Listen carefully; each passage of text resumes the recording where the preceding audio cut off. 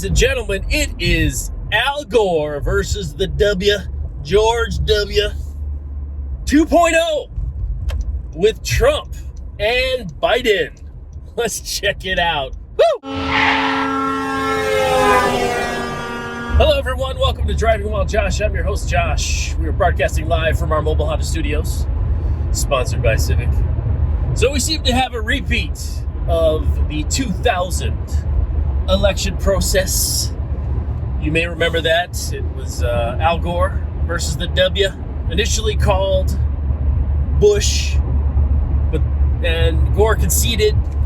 But then there were some, hey, wait a minute, maybe there's this one county where things aren't exactly what we may think they are. And Gore unconceded.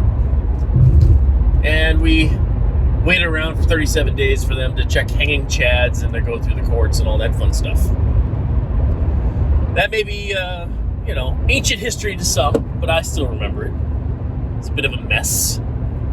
And of course, as a result of that, Florida completely changed their election processes and laws.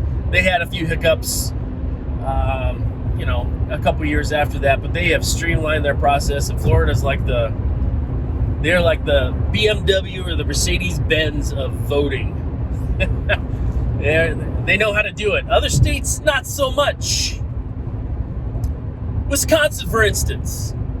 And the reason I call this 2002.0 is because this sucker is going to go till December 13th, 12th or 13th. Okay, because you have the electors don't vote until December 14th, I believe.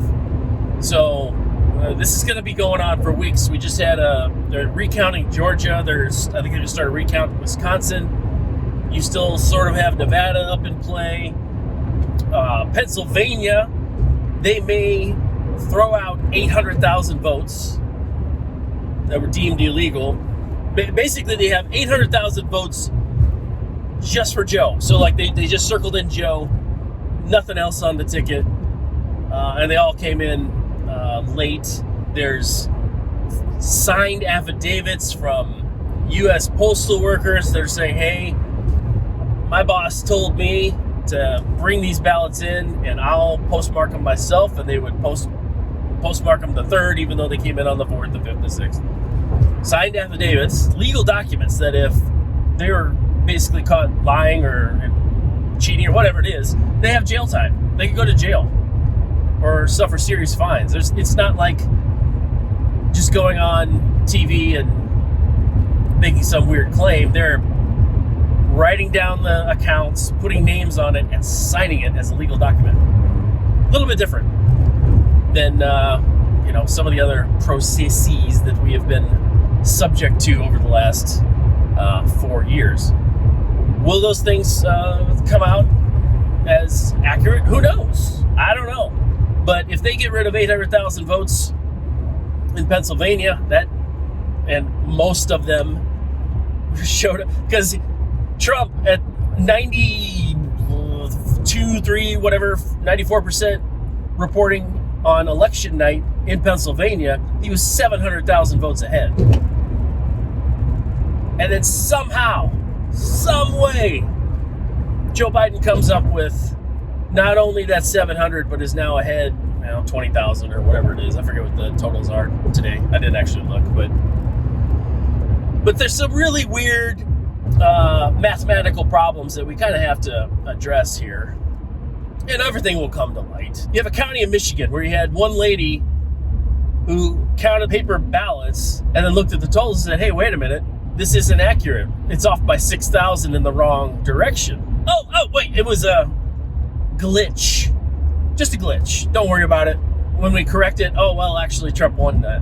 Well, there's 47 other counties in Michigan that are using the same software that had that glitch happen. Now, to my IT and programming coder friends, we all know what a glitch is versus a bug. Okay? What the program did, it did on purpose. It switched the totals in favor of Biden, because every single instance these glitches happen, it always goes in one direction, never in the other. The only time that vote tallies or whatever get reversed is when they're caught and they say, hey, this total's wrong. Oh, sorry. Sorry, human error. It's a computer glitch. Now, if it's a bug in the software, then it should be consistent, right? Across all realms. You know, it's a problem and it keeps repeating itself, and you can correct it. A glitch, in this case, let's check the other counties. Please, let's just go look, count the actual physical paper ballots in the other counties, and see if the totals match what is being reported by the computer software. That's fair, right? Especially since this computer software for these voting machines, it's called Dominion, which is an interesting title. Both a major shareholder of the company and the guy running it, or one of the guys, the heads of the company, are very closely connected to Nancy Pelosi. What do I mean by that? Well, I think the major shareholder is her husband, and one of the higher-ups on the board for that same company is her chief of staff. So when she makes statements like, there's no way that Donald J. Trump is going to be elected or, sworn in January, it makes you wonder. It's just interesting that she would state that ahead of fact. It also turns out that the same software is used in voting machines in 30 other states. All of them are currently swing states. Man, did I get stuck behind a slow truck? It appears so. Woo! Going 30 miles an hour. And it's too dangerous to get over because everybody else is going 65. I don't want to die. So, that's interesting that the software used by these voting machines, that these glitches happen, are controlled by people very closely associated with Nancy Pelosi. Now, imagine if it were people closely associated with Donald J. Trump, his wife, and his, I don't know who, connected to him. And these were Republican governors that were slowing down or calling the vote to be canceled or stopped, or, hey, let's take a break. Let's go get some coffee because it looks like Donald's going to win. We got to slow the bleeding here. People would be crying foul if this were switched the other way, and it was Republican governors who were slowing down the vote, and then suddenly we're discovering, oh, well, this county, it should have gone to Biden, but it went to Trump because of a glitch. We're finding all these votes that are just Trump. Nobody else on the ticket, just Trump. And a lot of them aren't signed. And a lot of them don't have addresses on them. You can't make this stuff up. If it was reversed, the outcries would be, there would be rioting in the streets. And you know I'm right. You know I'm right. That if this situation was completely flipped, the news media 24/7, Trump stealing election, Trump fraud, Trump this. But since it's Joe, hey, that's nice. That's nice. He got more votes. Oh, that's nice. They all show up between 2 and 4 a.m. and they're all in Biden's favor. Oh, that's nice. Oh, that's good for him. Good for him. Doesn't work like that. Does not work like that. To give you an example, let's take Wisconsin. Okay?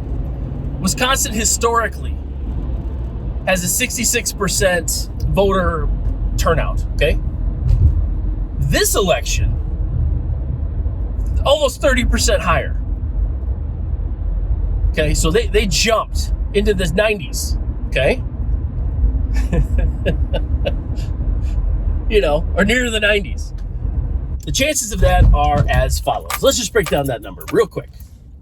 To have a jump, historically, from 66 to nearly 30% points higher as far as turnout, that is 0.0000189. That's right. After the point, 5 zeros. And then a 189. To break that down a little bit further, 1 in 52 million % chance that could happen.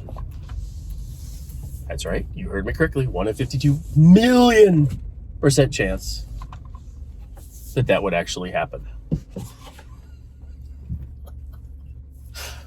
But people are like, oh, he won Wisconsin. Oh, yay, yay. If that happened, if somebody overcame a 5-point or like 5.1 point deficit, I think that Biden had, after 94% of the precincts reporting, incredible, numbers-wise. Absolutely incredible. Ladies and gentlemen, I think we are in this hall for weeks. I don't think Georgia's going to be reported for weeks.